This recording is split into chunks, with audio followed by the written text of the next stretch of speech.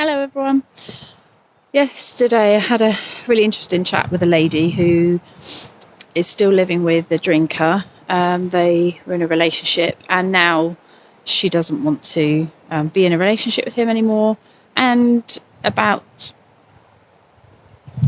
6 months ago, she said that she wanted him to leave and he's still living in her place. And what really came across to me when talking to her was this. I see it so much with people where they're stuck between not wanting to be a bad person, but equally recognising that this situation isn't helping them and their life. And I think that when you do that yes but, and you kind of say, yeah, I know, and then kind of go on to explain and give reasons, I think it just demonstrates that sometimes maybe you're not really in the right place already. And I think that that's fine. I don't think that anyone should be telling you what to do or what, the decisions you should make. All I would say and try and hopefully help people to recognise is that they're not ready yet, going by what their actions are, because we can all say, I don't want this person in my life anymore, or I don't want this or that, but actually unless we do something about it, I think that demonstrates we're not quite ready. And I think the fact that she's been in this situation for 6 months shows that she's not quite ready to sort of kick him out. And I think that it's really easy for our friends and people that really don't understand the situation we're in to give advice and to say what they say what they think we need to hear or want to hear, but ultimately it doesn't really change anything, and we'll still be in this position sometimes 6 months, years later. So how can we move out and shift out of this place? And for me, I think it's really about looking at what's keeping us stuck, and ultimately it probably connects to your values and beliefs, because often people want to know they've done everything they possibly can to help, to save this person, to sort the situation out, because if that doesn't happen, that means they're a bad person in their head, not in reality, but in their head. And so I think that when you are at a place where you're ready to explore that is what I would suggest, looking at your values. What is it that's stopping you from letting this person go?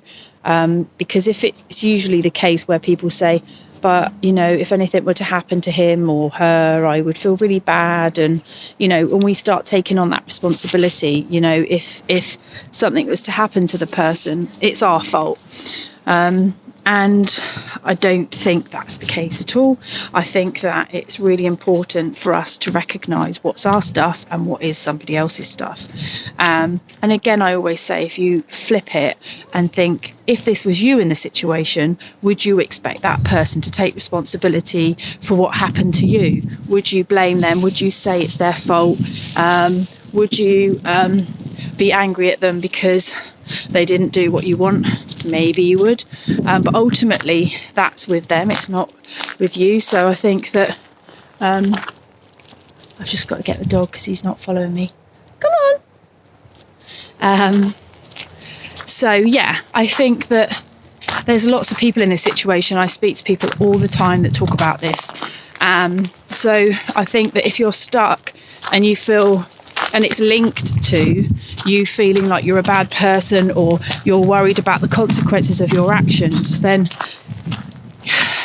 don't focus so much on the other person, which is what this lady was doing. She was worrying about where he would live, what he would do, and, how she could help him find somewhere and all that. That's energy that you don't need to give to something that's not your, in a sense, not your business, not your responsibility.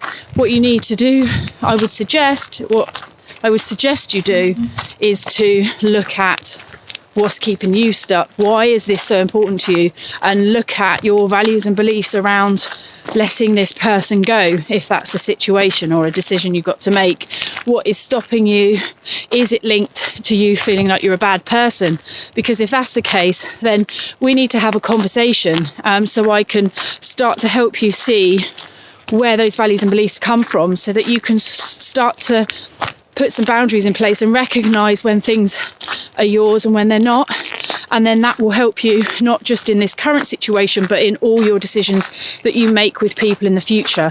So please do get in touch and give me a call, 07732 403305, or you can email me, joe@joehuey, HUEY that is, .co.uk, or you can just message me, and let's set up a call, have a chat and see how I can help you, because I know I can. So please do not suffer in silence. Take care. Bye.